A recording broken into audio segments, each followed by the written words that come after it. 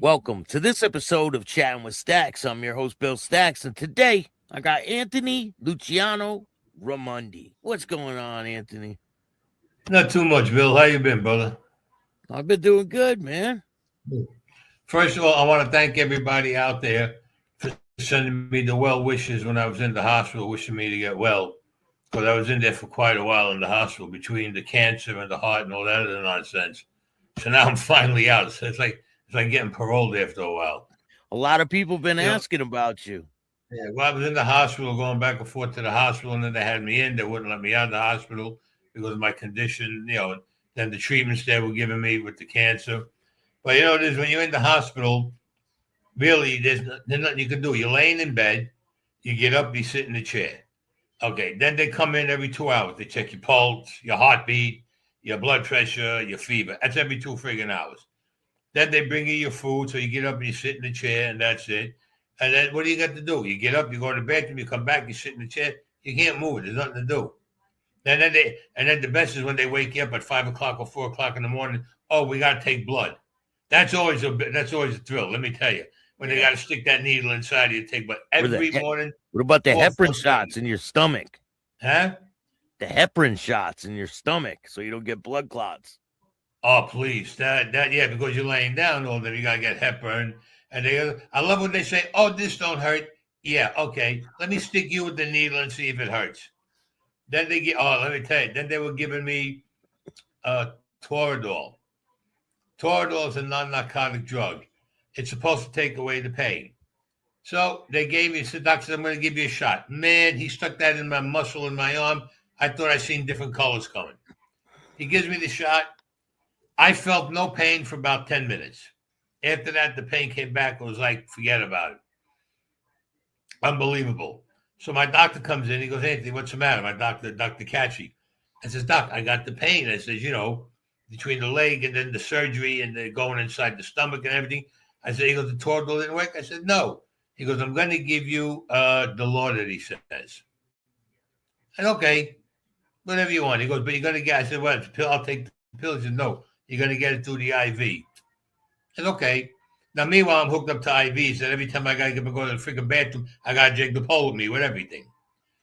Nurse comes in with this needle about yay big, but no needle on it. She screws it onto like I have the IV in my arm, and then when you got the two prongs, one is empty. She screws it on there.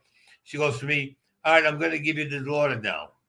I'm saying to myself, "Yeah, okay, this shit's going to have the same effect as probably a baby aspirin." Let me tell you something, man.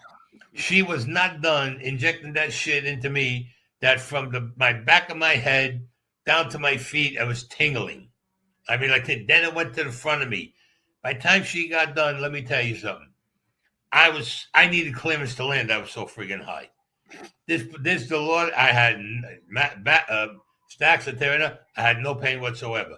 I was flying higher than a friggin' 747 jet. And then the best part, they turn around and they say you can get it every 4 hours. I said to them, and then I get this stuff every 4 hours. I'm a gun. I said, forget about it. So what they do, they gave me my own chemistry set. They bring it in, they have it set up. There's a button. They hook it up to the IV. It says, anytime you feel pain, just press the button. That's all right. So the Dolores started. I felt a little pain, nothing big, just a little pain. Let me hit the button. I hit the button. Man, I was like this. I felt like I was in a jet going up. I was just, wow, man. Then I'm looking in the room. Like when you're in the hospital room, you're laying in the bed and you see like they got a clock on the wall. And then in front of me is the bedroom with the handle. I see the fucking clock look like it was going up and down. The handle on the bedroom door looked like it was going up and down. I'm telling you, man, this was wild. This stuff is wild, man. Leave there with a habit, man. You're going to leave there with a problem. Oh, yeah, definitely. No, yeah, you could leave there with a habit. But I asked my doctor, I says, "Hey," I said, "any way I could take a 6-pack of this home?" He started laughing. I said, "Man, this stuff was like unbelievable." Anyway, when you're in the hospital, like I said before, you're in bed, you go to the chair, you go to the bathroom, you go back to the chair or the bed. Nurses come in every 2 hours, they check you. Okay. They bring you your food. Okay. They bring you your medicine. Okay. They come in and give you a shot. Okay. They wake you up at 4 o'clock in the morning. Oh, we got to take blood. with a fucking needle that looks like a railroad spike. Okay. So you know what? I look at TV. I'm looking at TV and I come across this show, The View. I heard about it, but I never seen it. Let me tell you, man, that show is full of more bull than anything else. That show, that show, unbelievable. That show stinks. Let me put it to you that way. You got this girl on there, this woman, Sunny Hostin, and I'm listening to her talk. If this girl ain't racist, nobody is. And I'm being honest with you. Her son's being profiled, right? Wait, no, I'll get to about her son. She says that she's black, white, and Jewish. Okay, she's black, white, Jewish. Okay. Then she comes up another day saying she's black, white, Jewish, and Puerto Rican. And I'm saying, the hell? Then she says she's black, white, Jewish, Puerto Rican, and Haitian. No, Spain. From Spain. Her people from Spain. I mean, she's got 5 nationalities.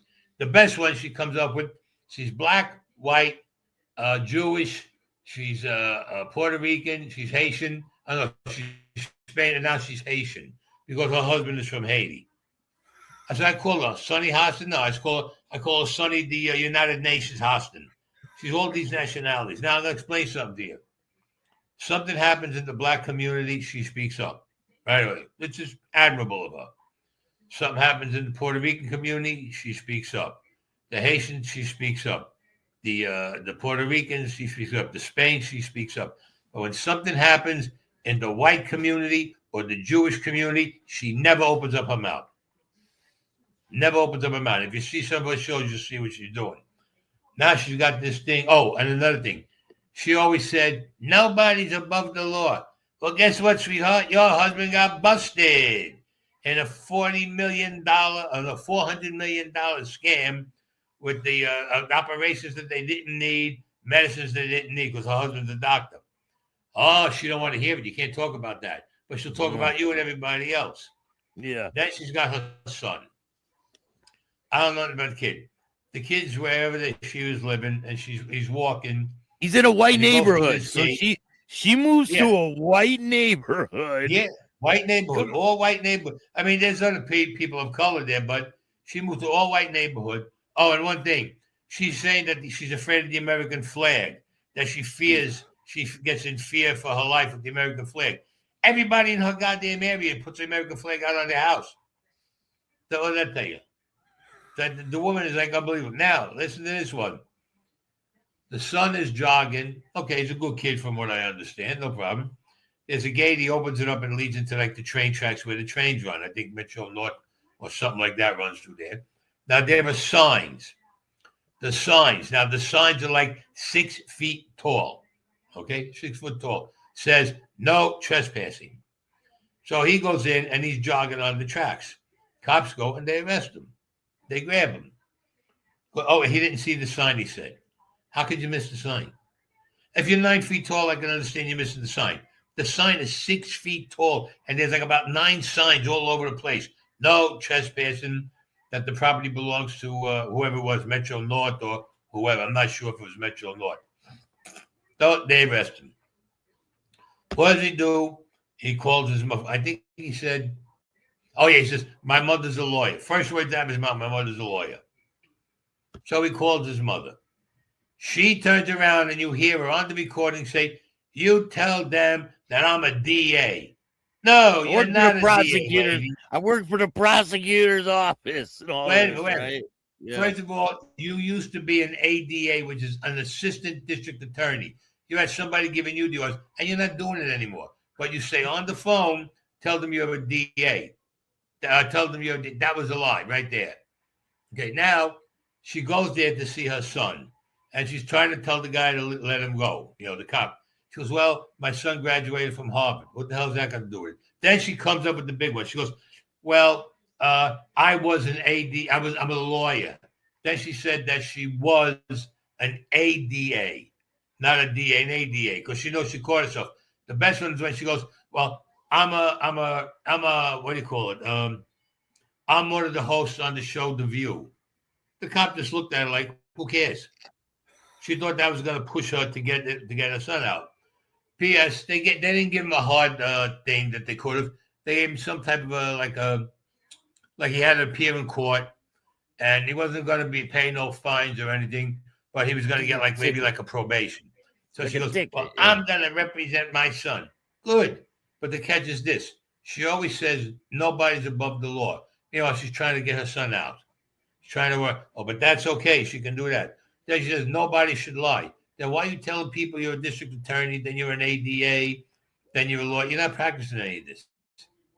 You're one of the hosts on The View. So she thought that was going to make the cops say, oh, gee, yeah, oh, well, let me bow down to her.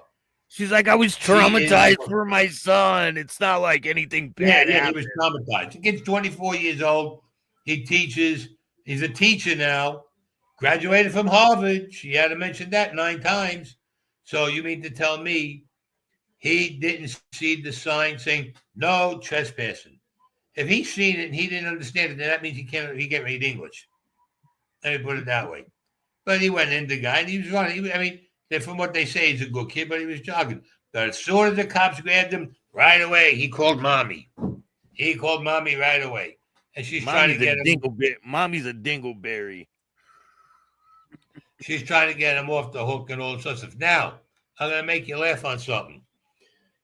She started saying that the black people in the country, the Negro people in the country, that the ones who had relatives that were slaves 4, 5, 6, 700 years ago, they should get what they call reparation. Now, reparation is you give them money and you give them land and they can start a new life. Okay, fine. She's demanding this for every black family in the United States. You can't do it for every black family in the United States because there will be no money left. But she stopped talking about that. Do you know why?